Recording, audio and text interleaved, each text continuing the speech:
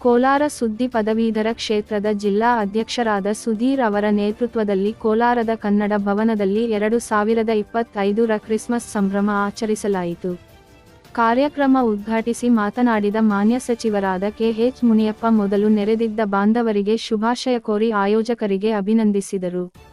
ಇಡೀ ವಿಶ್ವಕ್ಕೆ ಶಾಂತಿ ಸಂದೇಶ ಸಾರಿದ ಮತ್ತು ಶಾಂತಿಪ್ರಿಯನಾದ ಜೀಸಸ್ ಕ್ರಿಸ್ತನನ್ನು ನೆನೆದು ಅವರಿಗೆ ನಮನಗಳನ್ನು ಸಲ್ಲಿಸಿ ಅವರ ಹಾದಿಯಲ್ಲಿ ಎಲ್ಲರೂ ನಡೆಯೋಣ ಮತ್ತು ಅವರ ಸಂದೇಶಗಳನ್ನು ಪಾಲಿಸುವ ಮೂಲಕ ಇತರರಿಗೆ ಮಾದರಿಯಾಗೋಣ ಎಂದರು. ಇದೇ ಸಂದರ್ಭದಲ್ಲಿ ಸಮಾಜದ ಬಡವರಿಗೆ ವಸ್ತ್ರ ಹಂಚುವ ಮೂಲಕ ಕಾರ್ಯಕ್ರಮಕ್ಕೆ ಮೆರುಗು ನೀಡಿದ ಸುಧೀರ್ ಮತ್ತು ತಂಡ.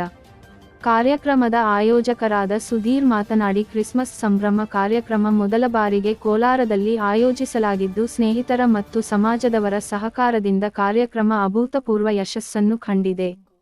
ಮುಂದಿನ ವರ್ಷದಲ್ಲಿ ಸಮಾಜದ ಸಾಧಕರು, ವಿದ್ಯಾರ್ಥಿಗಳು, ಸಮಾಜ ಸೇವಕರು ಮತ್ತು ವಿವಿಧ ಕ್ಷೇತ್ರಗಳಲ್ಲಿ ದುಡಿದಂತಹವರನ್ನು ಗೌರವಿಸಲಾಗುವುದೆಂದರು.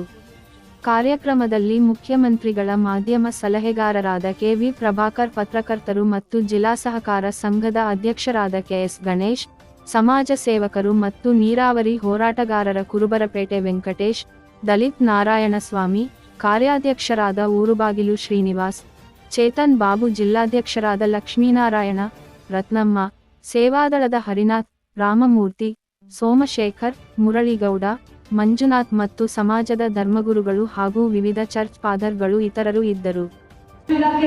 ಸಚಿವರಾಗಿದ್ದಾರೆ ಶ್ರೀಧರು ಇಂದು ಕೋಲಾರಕ್ಕೆ ಆಗಮಿಸಿ ಕ್ರಿಸ್ಮಸ್ ಹಬ್ಬದಲ್ಲಿ ತಮ್ಮೆಲ್ಲರೊಟ್ಟಿಗೆ ಸಿಹಿಯನ್ನ ಹಂಚಿಕೊಳ್ಳುವ ಮುಖಾಂತರ ಸಂಭ್ರಮಾಚರಣೆಯನ್ನ ಮಾಡ್ತಿದ್ದಾರೆ.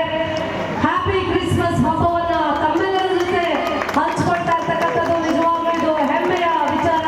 ಬಹಳ ಸರಳ ಸಜ್ಜನಿಕೆಯ ಒಬ್ಬ ದಿಟ್ಟ ರಾಜಕಾರಣಿ ಕೆ.ಎಚ್. ಮುನಿಯಪ್ಪ ಸರ್ ಅವರು ನಿಜವಾಗ್ಲೂ ಬಹಳ ಸಂತೋಷದ ಈ ಸಂದರ್ಭದಲ್ಲಿ ಎಲ್ಲರೂ ಸಿಹಿಯನ್ನ ಹಂಚಿಕೊಳ್ತಾ ಇದ್ದಾರೆ.